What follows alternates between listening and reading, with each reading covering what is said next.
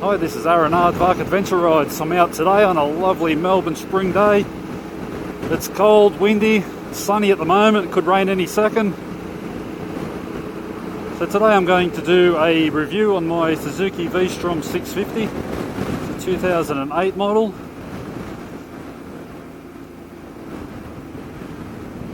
I've been meaning to do one for a long time, and a new subscriber, Toby750, suggested I do one, so yeah, I should pull my finger out and do it.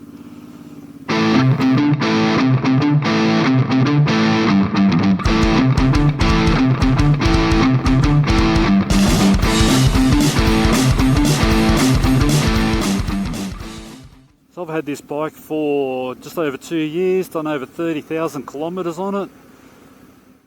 So I'll do a run through the accessories. So right up front I've got a fork brace that's from Cosmo Moto Accessories.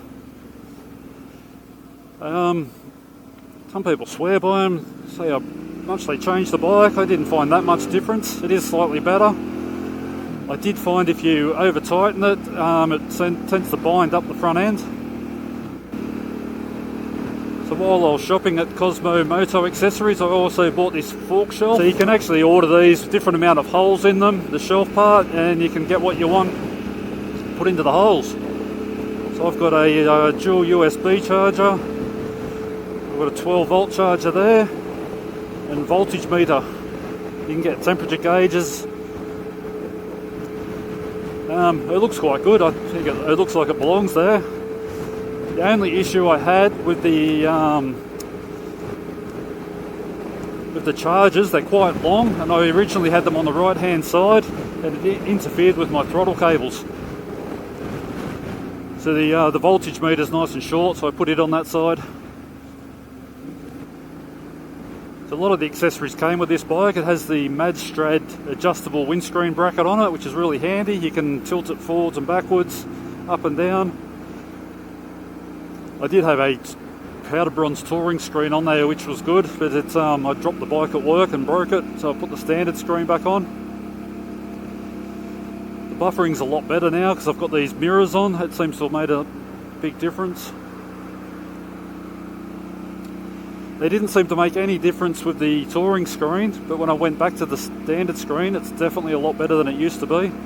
They sit a bit wider than the standard ones, got a lot more adjustment to them. They're only about 25 bucks on eBay. This little bracket you can see up here is just a couple of bits of flat bar and a bit of pipe welded together and bolted onto the windscreen mounting bolts. And I put my my Tough Claw up on there sometimes. When I'm using the maps, it's better up there where I can see it. It's in my field of vision. Otherwise I keep it down here out the road. So I've also got heated grips that came with the bike. The guy I bought it off had actually unplugged them because he reckons it was draining the battery. I plugged it back in. I think because I ride the bike every day, it doesn't matter. It keeps charge. But I ended up wiring in a relay to it. Originally you could turn the heated grips on without having the bike on at all. You didn't even have to have the key in the ignition. That will certainly drain your battery. The grips were very worn, so to fix that I've just put some cricket back grips over the top of them. That's worked quite well. They got a really nice soft feel to them, nice and grippy. That was one of my cheaper mods. That was about $6 I think.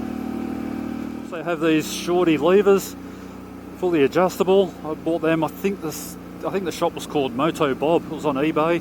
They were about 50 bucks. I really like them. They look good and they feel good. I did have a bit of an issue with the adjuster. It didn't really fit into the standard Suzuki hand guards that were on the bike. So they were cracked anyway, and they were only good for wind protection. So I replaced those with my bark busters. I love those. They're nice and strong. You can actually replace the plastics on them. I think these ones are called VPS. What are you doing, buddy? You coming over? You're thinking about it, aren't you? I'm going in front of you. Yeah, this black part here is adjustable. You can move it down, get a bit more wind flow, or take it off. I've got them up at the moment because it's still quite cold here. Yeah, I bought those from Bike Biz a couple of years ago now. That was the best price I could find at the time. So I have my also have my Tough Claw. Am I going to fit through that? Oh, not quite. It's a bit tight, doesn't it? So I also have a Tough Claw X Grip phone holder.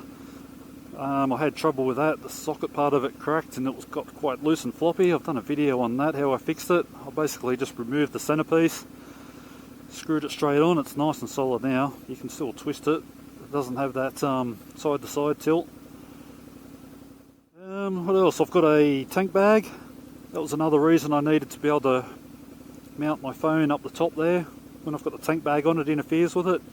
I don't use it a lot. It is good. Clips on nice and easy and comes off easy. It doesn't interfere when you're riding, whether you're sitting or standing, which is good. I also have the Givi top box, which is quite good. It's easy to remove, easy to use. Pretty much lives on there now. I very rarely take that off. I have an SW Motech crash bars, bash plate, footpegs and centrestand. Crash bars work great. The footpegs are really good. They're nice and wide, so they're good for when you're standing up for long periods. You can actually remove the rubber inserts on them. They do become quite slippery if you get muddy boots.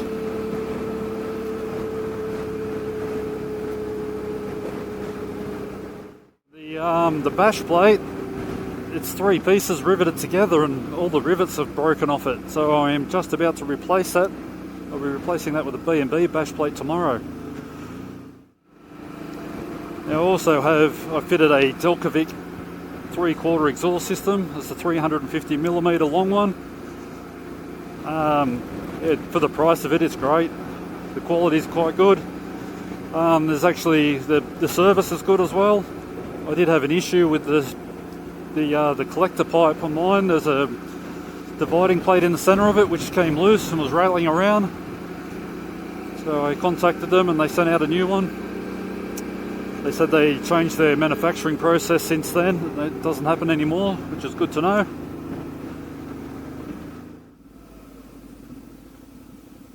Now today I've removed the baffle. I've removed the baffle from my exhaust so you can do a sound check without the baffle. When I first put the exhaust on, I tried it without the baffle and it was backfiring and carrying on. But since then I've blocked up the pair system and the bike runs a lot smoother. And yeah, it seems to run fine with the baffle out.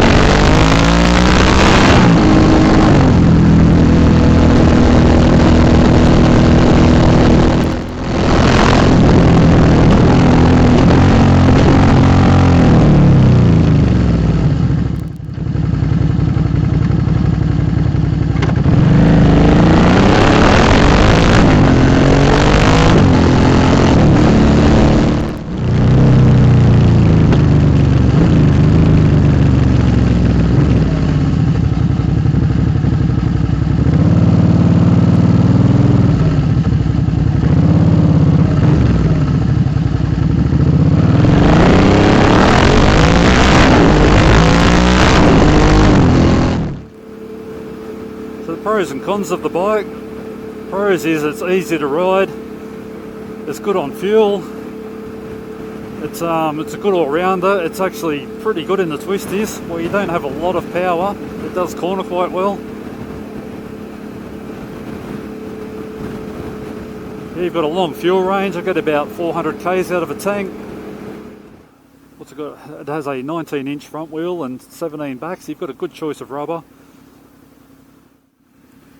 So cons, you've got very limited ground clearance, and oh shit, that didn't go long. Yeah, you have limited ground clearance and limited suspension travel.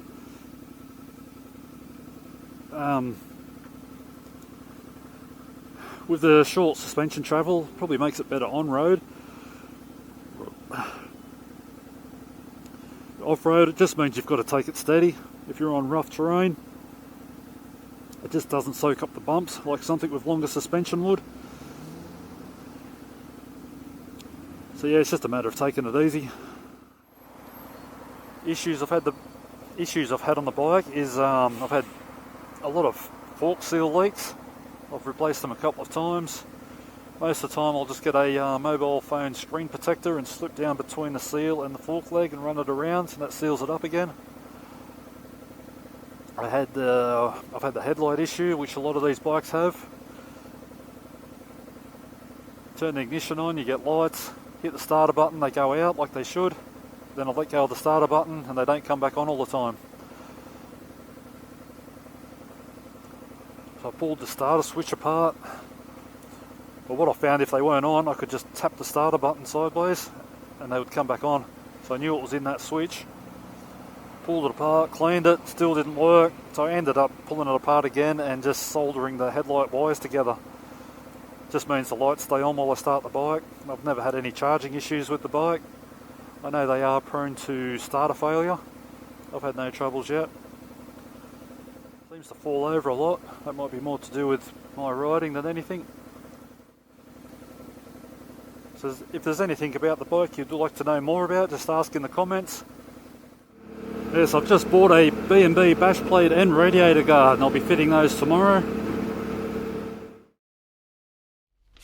So this is what I'm putting on today. It's probably too bright there. My B&B radiator guard.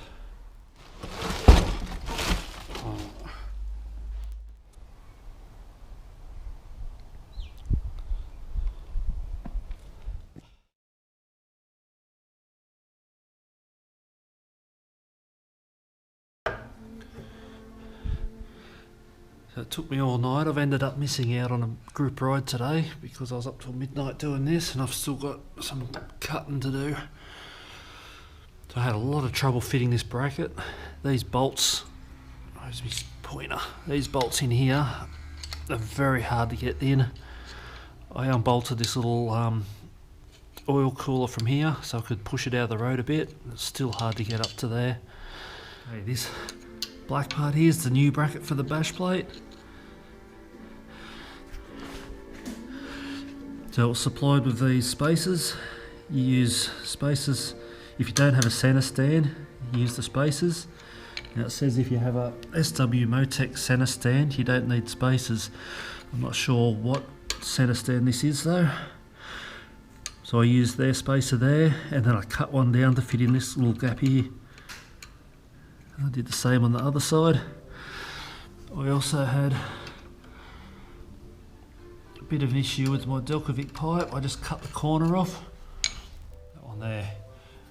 Yeah, I ended up cutting that corner off just to give that little bit of clearance. I think it might be just touching still.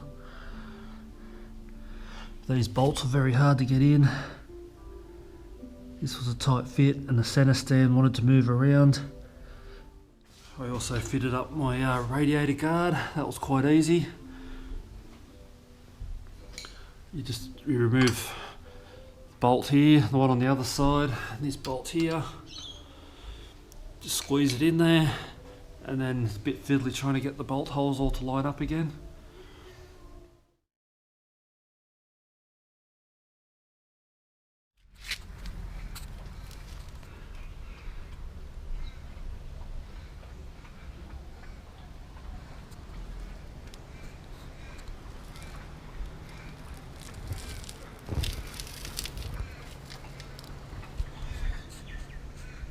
I hope you're still watching. This has turned out to be a long video.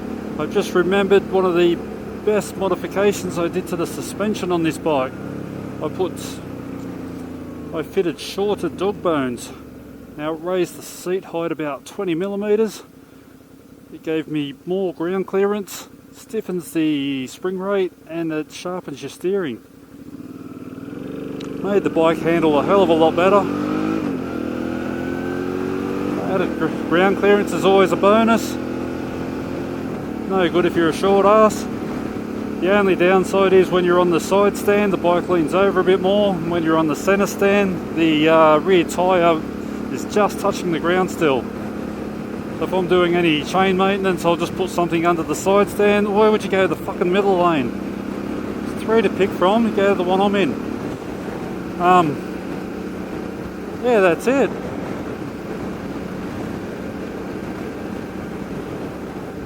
I hope this video has been informative. Anything you'd like to know more about, just comment below. Thanks for watching.